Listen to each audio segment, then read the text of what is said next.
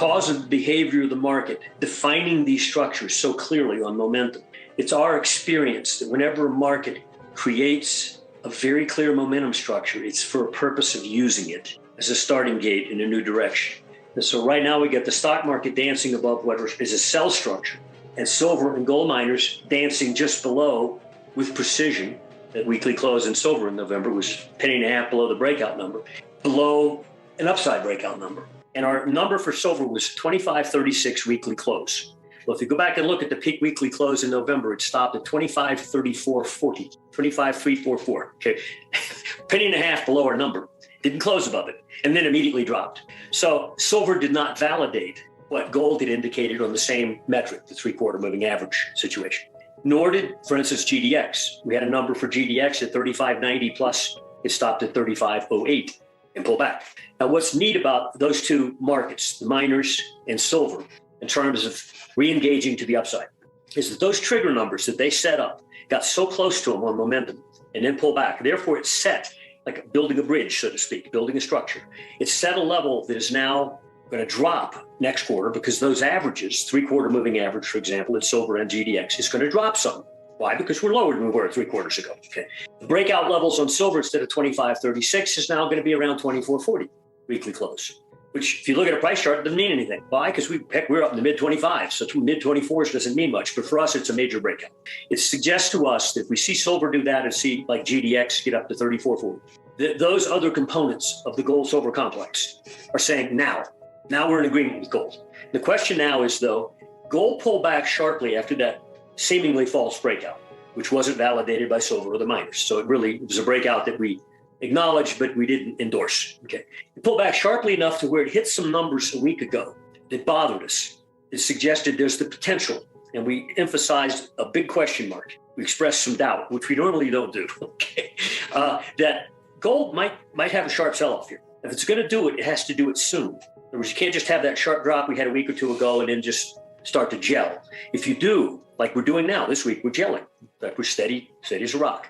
You get into next week and we still haven't broken down sharply. We're not gonna, I don't think. I think all gold is doing is saying, oh, I broke out prematurely. Now I'm gonna wait for my sister and the miners to agree with me. And once we get into next quarter, which is 12 trading days away, all the numbers will shift. And we think we could get a unison type of signal from gold reasserting itself again back above certain levels. Silver, the number I gave you, it's an estimate right now, but it won't change much. And the miners all saying, okay, we're with you now.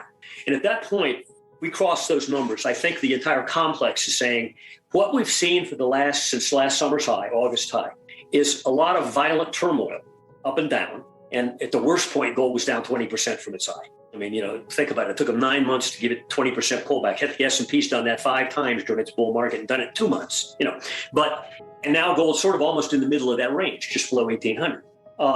And silver's, in the lower half of the range it's been in for the last year or so, which is roughly 21 and a half up to 30. So it's trading 22 and a half. Maybe it'll be 23, 24 here shortly. So we think that congestion zone will end if we can cross those numbers. And it's going to be a next quarter event, which means start watching closely as we get into January for those numbers to be triggered. And if that happens, I think that whole complex wakes up again and we start to move back to where the price guys, we're only looking at GDX price chart or silver price chart, we'll say, hey, it's reborn. What's that going to take? Well, you can look at a silver chart, go back to last summer, and you'll see there were a couple rally highs where look just at the weekly closes. And the weekly closes peaked around 28. You get back above 28, I think the price guys are going to start to wake up and say, oh, it's born again. We think it's born again somewhere just in the mid-24s. So anyway, we're watching very carefully. That's what we think is going on there.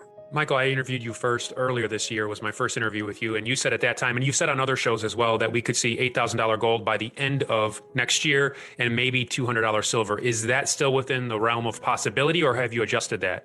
No, I've not adjusted it. If we reemerge here, what I'm looking at are those trigger numbers. We engage those quarterly momentum trigger numbers. It tells me that this congestion zone was, in fact, a congestion zone. It was not a top. And that all these metals and the miners are going to be reborn and move up out of these congestion zones.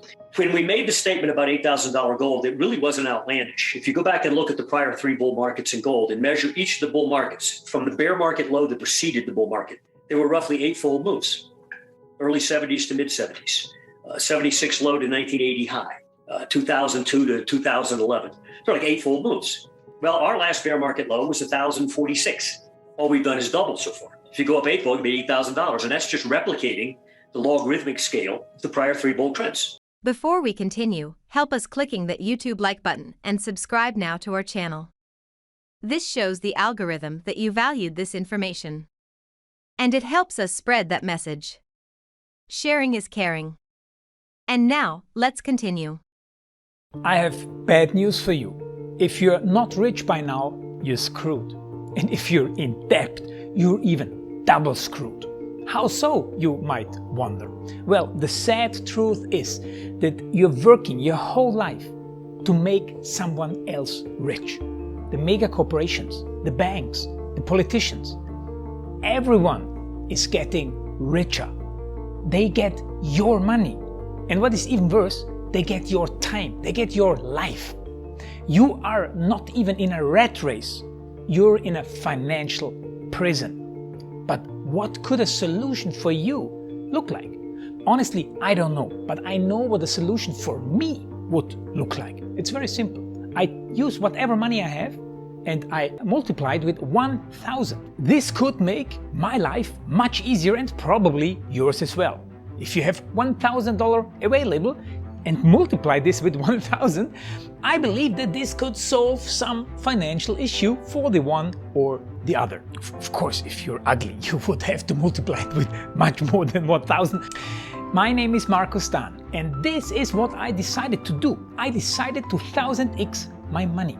This is not a joke. I know what you may be thinking. What is this guy talking about?